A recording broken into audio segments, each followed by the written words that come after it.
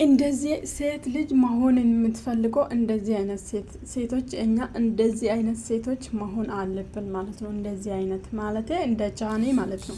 አስባችኋል? ብዙ ሰው ብዙ ነገር ሲያደርጉ እቺትን ትንሽዬ ልጅ ላይ ሲነሱ ራሳቸው መስራት የሚችለው ራሳቸው መድረስ የማይችሉ ሰላም ውድ የዩቲዩብ ተከታታዮች እንዴት ናችሁ? ደህና ናችሁ? ዛሬ ጃኒ ነው እጄ የመጣሁት ሩታ ሳይሆን ማለት ነው።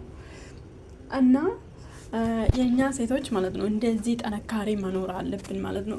ማንም ሰው ማለት ነው እዚህ ምድር ላይ አውቀንም ሳናቅም ኢዲሜም ስተስ ሊያሰራን ይችላል ማለት ነው። እንደምታውቁ ጃኒ በቅድም ነው 18 አመቱን ልደቱ ከበረችው። ትንሽዬ ልጅ ነች። በዚህ እድሜ ግን ከእድሜ በላይ ሰርታለች። ግን ባለፈው ከጆን ዳንኤል ጋር የተፈጠረው ነገር እንዴት እንደሚያደርጉ ላይፍ ከፍቶ ምናምን እሱ ወንድ ስለሆነ ለበላይነት ለማሳየት እንደዛው ደግሞ ብዙ ሰዎች ለሷ ሲከራከር ትንሽ ነች ሴትም ነች ብሎ ለሷ ሲከራከር አይተናል። ሰው ተከራከረን አልተከራከረን ብዙ ቪዲዮም አውጡ። እሷ ከዚህ በፊት የሰራችው ብዙ ነገር ያደረገችው አውጥቶ ሚዲያ ላይ ወደ ሚዲያ እንዳትመለስ እቺ ልጅ ማለት ነው። እቺን ትንሽዬ ልጅ ማለት ነው። አይ አበሻ ግን ሰው እንዲወርቅ ጉርጓድ ሲቆፍሩ ማለት ነው። እሷ ግን መታለች ተመልሳ ማለት ነው። እንዴት ደስ እንዳለኝ ማለት ነው። ተመልሳ መታለች። እንደዚህ ነው በቃ ሴት ልጅን ሰፖርት ማድረግ።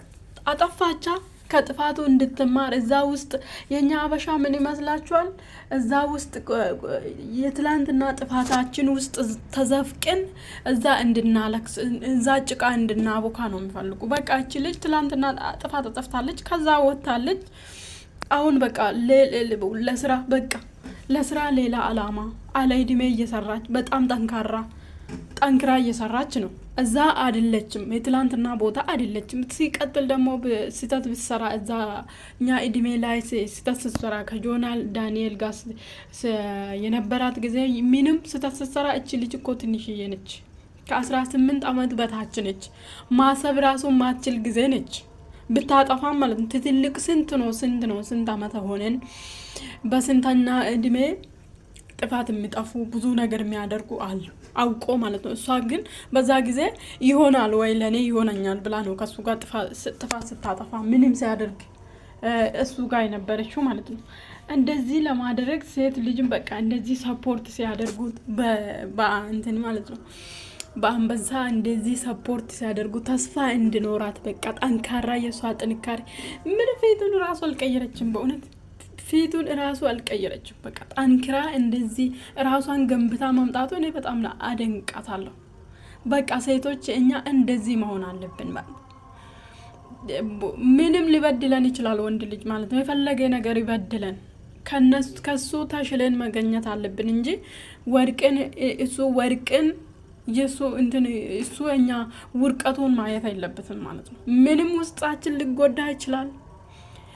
የሚያላረጉት ነገር የለም። እቺ ትትልቅ እንትን ከፍቶ ማለት ነው እንዴት እንደሚያሳፍሩ ትትልቅ ማለት ነው። ትትልቅ ሸማግሌው ሴቶች አሮጊቶች እሷ ላይ እሷን ሲወቅጡ እናያለን። በዛ ተመልሶ ደግሞ ለሷ ሲቆሙ ለሷ ጥብቅና ሲቆሙ አይተናል።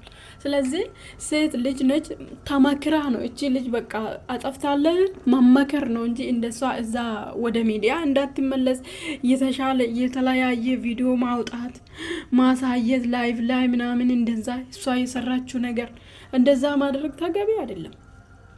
ግን እሷ መታለች ተመልሳ እንኳን ደህና መጣሽ ነይ እናት። መጠንከር እንደዚህ ነው በቃ ሴት ማለት እንደዚህ ነው በቃ ጀግና